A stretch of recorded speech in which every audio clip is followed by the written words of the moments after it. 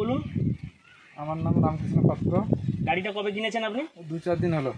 আচ্ছা, আমরা এসে যে আপনাকে গাড়ির সম্বন্ধে বোঝালাম, গাড়ি কেমন চালাতে হবে, কেমন ইমপ্লিমেন্টটাকে ব্যবহার করতে হবে, কিভাবে কোন মাটিতে চালাতে হবে, কিভাবে সব কিছু জিনিস আপনি ব্যবহার করবেন, গিয়ার ফাংশান অনুযায়ী হুইল কেমন দেবেন, ইমপ্লিমেন্ট কেমন চালাবেন, এই সম্বন্ধে আপনাকে কেমন লাগলো বা আপনি কোনটা কি কেমন বুঝতে পেরেছেন তার একটা ফিডব্যাক আমরা চাইছি। আপনি একটু সেটা বলবেন, আমাদের কৃষক বন্ধুরা শুনে এই গাড়ি সম্বন্ধে আরও জানতে চাইছেন।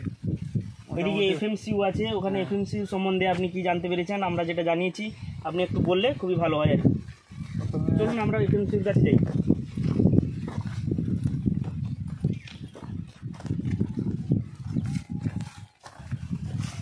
বলুন দাদা। এখানে ডিসি আগে অন করব, দিলে বড় অন হবে। হ্যাঁ। তারপর এটা জোরে কি আস্তে রোটার নামাবো উঠাবো, এটা তো মেজারমেন্ট। হ্যাঁ। তারপর এটা মানে যতটুকু উঠে ফিক্সড করা যাবে, হাইটটাকে ফিক্সড করা যাবে। হ্যাঁ।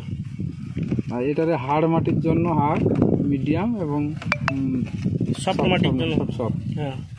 আচ্ছা, এটা হচ্ছে আপনার মানে অটোমেটিক ঘোরার সময় ব্রেক হবে, তাহলে সামনে সেটা খোলা রাখতে হবে। হ্যাঁ। তারপর এটা হচ্ছে আপনার এই যে ব্যাকে গেলে অটোমেটিক রোটার উঠে যাবে। আর এটা যদি গাড়ি লোড হয় ঘোরার সময় দাবালে অটোমেটিক উঠবে আর নামবে। হ্যাঁ, এটা হচ্ছে ইকুয়াল অটোমেটিক উঠবে নামবে।